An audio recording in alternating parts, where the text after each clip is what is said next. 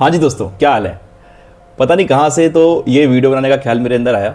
शायद इसलिए क्योंकि जितने भी लोग सफल होते हैं या सक्सेसफुल होते हैं किसी भी फील्ड में, उन सब में ना ये एक फैक्टर बहुत कॉमन देखा जाता है और बहुत इम्पोर्टेंट है। और शायद ये ना सबको बहुत बाद में समझ में आता है कि यार ये बहुत इंपॉर्टेंट चीज़ थी जो मेरे साथ हुई। आगे बढ़ने से पहले यार मैं ये तो मानता ही हूँ कि अगर आपने इस वीडियो पे क्लिक किया है, इस वीडियो पे आए हो, तो आप ये तो मानते ही होगे कि कुछ तो ऐसा है जो हम सबको कंट्रोल कर रहा है, जो हमारे अंदर की चीज़ों को, हमारे बाहर की चीज़ों को, हम सबके ऊपर है, वो हम सबको कंट्रोल कर रहा है। वो किसी के लिए यूनिवर्स हो सकता है, किसी के लिए शायद ये मिट्टी, ये नेचर, किसी के लिए कोई गॉड, भगवान, कोई गुरु या संत, कोई भी कुछ भी हो सकता है। पर यह मानना ज़रूरी है कि हाँ, कुछ तो है, कोई एंटिटी है जो हमसे ऊपर है, जो हमें कंट्रोल करती है। फाइन, इस वीडियो में ना मैं आपको अपनी खुद की कहानी बताऊंगा जो बहुत इंटरेस्टिंग है और आपको मज़ा आएगा सुन के एंड बहुत कुछ सीखने को मिलेगा। तो वीडियो को स्किप मत करना, एंड तक ज़रूर देखना। कहानी की शुरुआत होती है अगस्त 2019 में, जब मैंने ना ये छोटा सा एक यूट्यूब चैनल बनाया। और इसको बना के फिर मैंने, क्योंकि मेरा एम पहले से ही क्लियर था कि मुझे कैसे वीडियोज़ बनाने हैं, और हर एक वीडियो को मैं ना बहुत शिद्दत से बनाता, बहुत मेहनत करता, सभी लोग करते हैं। 10 मिनट का वीडियो जो आप देखते हो उसको बनाने में शायद मुझे 15 से 20 घंटे का टाइम लगता, क्योंकि सारी चीज़ें मैं खुद ही करता। रिसर्च करना वीडियो के लिए, उसकी स्क्रिप्ट लिखना, फिर उसके बाद में वॉइस ओवर करना, फिर उसके बाद में वीडियो की एडिटिंग करना, बहुत टाइम कंज्यूमिंग होता था। और था कि अच्छा बनाना है कंटेंट, तभी तो लोग देखेंगे। और हमारी ना एक ह्यूमन टेंडेंसी ये होती है कि जब भी हम कोई काम करते हैं तो हमें लगता है कि यार रिजल्ट्स मिलने चाहिए, यार मैंने बहुत शिद्दत से किया है, मैंने बहुत ढंग से काम किया है, तो अब मुझे अच्छे रिजल्ट्स मिलने चाहिए, मेरा हक है रिजल्ट्स मिलना। और जब बारी आती थी वीडियो को पब्लिश करने की, मैं वीडियो को पब्लिश करता था, मुझे लगता था कि यार इसको 5000 लोग तो देख लेंगे, 5000 लोग तो देखना ही चाहिए, मेरी मेहनत है। और जब देखता था कि उसको 50 लोग भी मुश्किल से देखते थे, 50 लोग भी नहीं देखते थे। और वो वीडियोस ना अभी भी मेरे यूट्यूब चैनल पे पड़े हुए हैं, आप जाके देखोगे उन पे व्यूज़ नहीं आए, नहीं देखा लोगों ने। ये सब देख के मैं बहुत डिमोटिवेट हो गया। मुझे लगा कि यार मैं इतने मेहनत से, इतना टाइम इन्वेस्ट करके, इतने एफर्ट्स लगा के कोई कंटेंट बनाता हूँ, एंड उसका क्या मतलब निकला, क्योंकि मैंने बनाया कि लोग देखें और लोगों के पास नहीं पहुंचता, वो नहीं देखते। और मैं फिर डिमोटिवेट हो जाता, मैं क्या करूं यार। और फिर बहुत देर तक, बहुत समय तक मैं वीडियोस नहीं बनाता, जो कि बहुत बड़ी गलती है। कंसिस्टेंसी होगी तभी तो वीडियोस चलेंगे, लेकिन नहीं, मैं नहीं बनाता क्योंकि मैं डिमोटिवेट हो जाता। मुझे लगता है फिर से वही इतनी सारी मेहनत करूँगा और लोग नहीं देखेंगे। बहुत टाइम बाद फिर से मैं इंस्पायर होता कि चलो बनाता हूँ, तो फिर बना देता, लेकिन फिर वही साइकिल रिपीट होती। ऐसा ही ना मेरे साथ एकेडमिकली भी हुआ। क्लास 12 के बाद सब लोग डिसाइड करते हैं कि हम क्या करेंगे। मैंने डिसाइड किया कि मैं मेडिकल लाइन में जाऊंगा, MBBS करूंगा, एंड इसके लिए मैं नीट का एग्ज़ाम दूंगा और मैं तैयारी करूंगा। 12th के बाद मैंने नीट की तैयारी करना शुरू कर दी, क्योंकि जब 12th के साथ पेपर दिया तो सिलेक्शन नहीं हुआ था, बहुत कम नंबर थे मेरे। तो उसके बाद फिर ड्रॉप लिया, और ड्रॉप में मैं तैयारी कर रहा था। मैं देखता था कि मेरे सारे दोस्त जो हैं, कोई कहीं जा रहा है, कुछ शुरू कर रहा है, कोई नया कॉलेज ज्वाइन कर रहा है, कोई मस्ती कर रहा है, सब लोग कॉलेज में फंक्शंस को सेलिब्रेट कर रहे हैं, एंड मैं होता था, मैं अकेला लाइब्रेरी जाता था डेली 12 से 14 घंटे, कभी कभी 15 घंटे रोज़ पढ़ना, वहाँ पे एक ही जैसा काम करना, वही उसी जगह पे बैठ के। क्योंकि मैंने ज़्यादा करके पढ़ाई ना ऑनलाइन करी है, तो रोज़ 6 घंटे के लेक्चर्स देखना ऑनलाइन, और काफ़ी लंबे समय तक मैंने ये किया। क्वेश्चंस पे क्वेश्चंस लगाए जा रहा हूँ, करते जा रहा हूँ। उसके बाद इतना ज़्यादा ये फ्रस्ट्रेटिंग हो गया था मेरे लिए, क्योंकि बहुत लंबे समय तक मैं कर रहा था एक ही सेम चीज़ को, और ऑनलाइन कर रहा था, कि मेरी आंखें ही चुभने लगीं। लगता था कि मैं क्या कर रहा हूँ। एंड फिर जब मैंने पेपर दिया, फर्स्ट ड्रॉप के बाद सिलेक्शन नहीं हुआ, second drop, third drop, selection नहीं हुआ। एंड फिर ये बात मुझे बहुत परेशान करती कि यार मैं इतने एफर्ट्स कर रहा हूँ, इतनी मेहनत कर रहा हूँ, पर फिर भी मेरा तो नहीं हो रहा। मैं देखता था कि यार मेरे दोस्त नए आयाम खोज रहे हैं, कोई कुछ कर रहा है, कोई कुछ कर रहा है। इन 3-4 सालों में तो बहुत कुछ बदल जाता है। मैं सहम जाता था, मैं जब कुछ बोल भी नहीं पाता था। मैं जब मैं रिजल्ट आता था और घर वालों के सामने मैं क्या बोलूँ, मैं उनको कैसे ये समझाऊँ कि मैंने मेहनत तो करी, पर अफसोस रिजल्ट नहीं आया। मैं कैसे समझाऊँ उनको ये। ऐसा नहीं है कि मैं जब भी पेपर देता था तो हर बार मेरे नंबर तो पिछली बार से बढ़ते थे, पर सिलेक्शन से मैं थोड़ा सा पीछे रह जाता था। कई बार मुझे BMS, BHMS जैसे कोर्स तो अलॉट हुए, MBBS नहीं हुआ, पर जिद थी, करना तो MBBS ही है। शायद ये सब वो भी देख रहे थे कि ये लड़का ऐसे तो नहीं मानेगा। एंड फिर फाइनली मैंने डिसाइड किया कि मैं एक और लास्ट अटेम्प्ट दूंगा 24 में। And all credit goes to my mother. मेरी मम्मी ने मुझे बहुत सपोर्ट किया एंड जब मैंने फिर डिसीज़न लिया। लेकिन इस बार ना चीज़ें बिल्कुल आसान नहीं थी, प्रेशर बहुत ज़्यादा था, क्योंकि ऐसे ही निकल जाता है इतना time.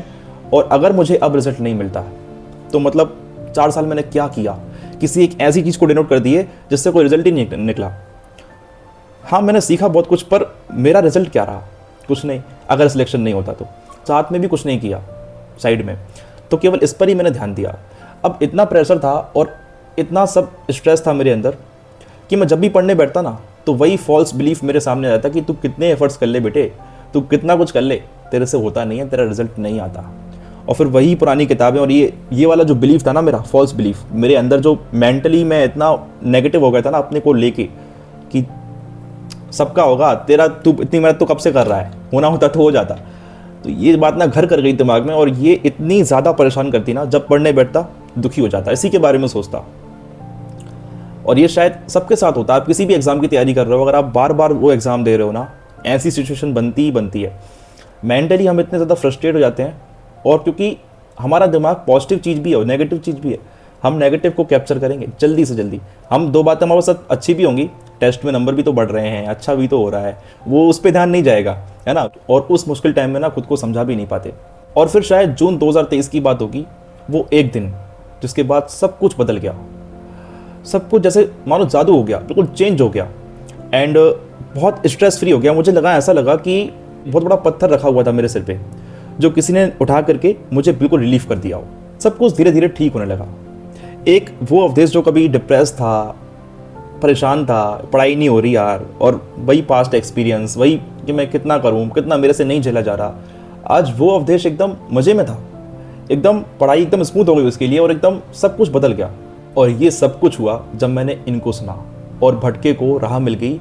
It was a great time and I am very grateful for it. उस दिन मैंने जाना कि मैं कुछ भी करूं, मैं कितनी मेहनत करूं, कितने एफर्ट्स लगाऊं, और बहुत हार्ड वर्क करूं, स्मार्ट वर्क करूं, लेकिन कभी भी ना रिजल्ट एक्सपेक्ट ना करूं। आप कहेंगे यार क्या बोल रहे हो, मतलब ठीक है, सुनने में ठीक लगता है, पर बिना रिजल्ट को एक्सपेक्ट किए हम कोई घंटों तक कोई काम कैसे करें? भाई, हम जब कुछ काम करते हैं तो रिजल्ट्स की अपेक्षा तो होती है ना कि हमें मिलेगा, वो एक मोटिवेशन होता है हमारे लिए। पर ये एक हार्श ट्रुथ है, आपको मानना होगा कि हम ना बहुत कुछ करें, सब कुछ करें, लेकिन हम रिजल्ट्स को एक्सपेक्ट ना करें। हमें बस इतना सोचना है कि आज मैं पूरी ईमानदारी से, मुझे पता है, मेरी कैपेबिलिटी पता है मुझे कि मैं इतना तो मैं कर सकता हूँ, आई कैन डू इट। तो मैं जितना मैं कर सकता हूँ ना, मैं उतना करूँ। मैं रोज़ सुबह उठता था, मैं सोचता था कि ये मेरे टारगेट्स हैं, मेरे को ये करना है, मेरे को बाकी चीज़ों पर ध्यान ही नहीं देना। रिजल्ट मिलेगा, अच्छा होगा, कंपटीशन कितना है, मेरे को उससे मतलब नहीं। मेरे को आज मेरा टारगेट इतना है, मैं खुद इतना कर सकता हूँ, इससे ज़्यादा मैं नहीं कर सकता हूँ, मैं इतना कर लूँगा। और रोज़ मैं पूरा दिन एक करके उसको करता था, और रात में जब सोता था तो एक सेटिस्फैक्शन मिलता था। वो सेटिस्फैक्शन ही आपका सक्सेस है।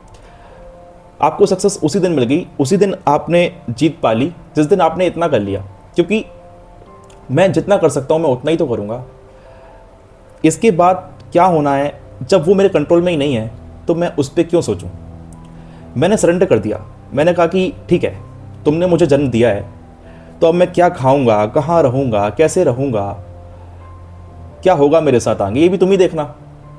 ये मैं जब मेरे कंट्रोल में ही नहीं है, तुम कहते हो कि जो कुछ देखूंगा, जो कुछ करूंगा वो मेरे हाथ में है, जब मेरे कंट्रोल में ही नहीं है, इट्स अ गॉड प्लान, तो मैं क्यों उस पर क्यों उस पर परेशान हूँ, क्यों स्ट्रेस लूँ? और ऐसा हम देखते भी हैं कि बहुत सारे लोग होते हैं जो बहुत अच्छी तैयारी करते हैं, बहुत अच्छी मेहनत करते हैं। हम सोचते हैं कि यार इनका नहीं होगा तो किनका होगा, सबसे आगे लाइन में तो यही के लोग खड़े हैं। एंड में देखते हैं कई बार उनका ही नहीं होता। तो ये इसका मतलब तो मैं यही समझता हूँ कि यार शायद उसकी मर्जी है, उसके बिना शायद कुछ नहीं होता। And finally by the God's grace I got selected in NEET 2024 for MBBS course. And आप में से शायद कुछ लोग कहेंगे कि यार पागल था, कैसा था, 4 साल लगा दिए नीट के जैसे एग्ज़ाम में, कुछ और कर लेता। शायद आप सही भी हो, पर मेरे लिए ना ये केवल एक एग्ज़ाम नहीं रह गया था, मेरे लिए एग्ज़ाम से बहुत बढ़ के हो गया था, क्योंकि मैंने जीवन में पहली बार तो कुछ ठाना कि मुझे करना है, और मैंने बहुत अच्छे ढंग से प्रयास भी किया इसके लिए। और फिर बाद में जब रिजल्ट्स नहीं मिलते तो जीवन में आगे मेरे लिए ये मेरा मनोबल कमज़ोर कर देता और आत्मविश्वास को गिरा देता कि यार मैं कुछ भी करता हूँ, मेरे रिजल्ट्स तो मुझे मिलते ही नहीं है। मैं तो, हर कोई सक्सेसफुल होता है, पर शायद मैं मेहनत करता हूँ पर मेरे को तो मिलता ही नहीं है। तो ये चीज़, ये बिलीफ मेरे को अपने अंदर से हटाना था और इसीलिए ये एग्ज़ाम मेरे लिए ज़रूरी था करना, क्योंकि शायद आज के बाद जब मैं कोई और अपने लिए टारगेट रखूँगा या जीवन में कुछ और करना चाहूँगा तो ये होना चाहिए कि यार सपना जो कभी देखा वो सच किया, और एक कॉन्फिडेंस है कि यार जो करता हूँ ना, जिद से करता हूँ अपनी और मैं उसको पा सकता हूँ। तो इसीलिए बहुत ज़रूरी था मेरे लिए। लेकिन इन सबसे ज़रूरी हमारे लिए क्या बात है, मैंने ये देखा और हम देखते हैं, आप भी जानते हैं, बस हम जानते सब कुछ है, बस शायद कोई एक बार बता दे तो और क्लियर हो जाता है कि एमलेस लाइफ होना या गोल ओरिएंटेड नहीं होना, बहुत ही रैंडम लाइफ होना, ये बहुत गलत है। ये ऐसे लोग ना कहीं पे भी कुछ भी नहीं होता, क्योंकि बहुत रैंडम लाइफ का मतलब है कि हम कभी भी कोई रील्स देख ले रहे हैं, हम दोस्त का फ़ोन आ गया तो घंटों बात कर ली, या कहीं घूमने चले गए, कुछ मन पड़ा तो खाने के लिए दूर चले गए, या कोई नेटफ्लिक्स पे मूवी आ रही है तो वो देखने लगे। तो ये सब भी ज़रूरी है, हालांकि ऐसा नहीं कह रहा कि ये सब नहीं करना, एक टाइम इसके लिए अलग होगा और हम साथ ही साथ में अपने गोल के साथ ओरिएंटेड रहें और उसके लिए भी हम काम करते रहें, तो वो बेटर है। अब गॉड प्लान तभी हम कह सकते हैं ना जब हम किसी काम में लगे हैं कच्चे पक्के, किसी तरीके से उम्मीद में कि यार हो जाएगा, कर लेता हूँ, थोड़ा और करना है, तब ये चीज़ काम करेगी शायद।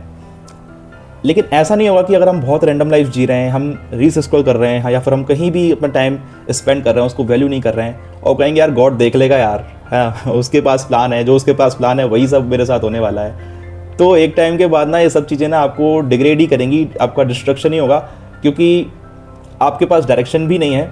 और ऐसे में फिर आप बाद में यही बोलोगे कि यार गॉड्स प्लान तो कुछ नहीं होता, सब मज़े की ऐसे ही सब बातें हैं, कुछ नहीं है। तो इसीलिए हम फिर बहुत नेगेटिव होंगे।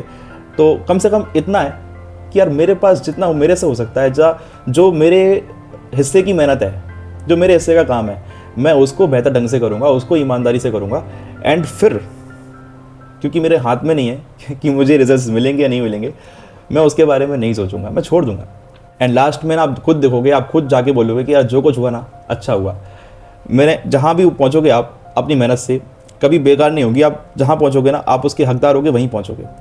इसीलिए बस लगे रहो किसी तरह से और विश्वास अपने ऊपर रखो और भगवान के ऊपर इतना विश्वास रखो कि भाई जितना मैं कर रहा हूँ ना उतना मिलना चाहिए मुझे, और आपको मिलेगा। एंड ये वीडियो उसके साथ ज़रूर शेयर करना, इसकी नीड है, ज़रूरत है। अगर ये वीडियो आपको हेल्पफुल लगी तो उसे लाइक ज़रूर करना। और आपका छोटा भाई हूँ यार, जो सीखता हूँ वो शेयर भी करता हूँ आपके साथ में। ऐसे ही और इंस्पिरेशनल और अच्छे वीडियोस मैं बनाते रहूँगा, आपको मिलूँगा मैं ऐसे ही किसी और दूसरे वीडियो में। तो सब्सक्राइब ज़रूर करना। और वंस अगेन यार, जो हम कर रहे हैं ना, करते रहो, अच्छे से 10 से करते रहो। Life is very beautiful, enjoy every moment of it. बस कुछ नहीं है, आप जो भी करोगे ना आप उसके बंदे हो यार। मैं तेरा बंदा हूँ, ये जो मेरा काम है ना सब ये भी तेरा है, चल मेरा कुछ भी नहीं है, ठीक है। तो मैं टेंशन क्यों लूँ, आप फ्री हो जाओगे और फ्रीली अपना काम कर पाओगे। एंड बहुत बहुत आपके लिए शुभकामनाएं, आप जो भी कर रहे हैं उसमें ज़रूर सक्सेसफुल हो। Thank you very much for being here. Thank you.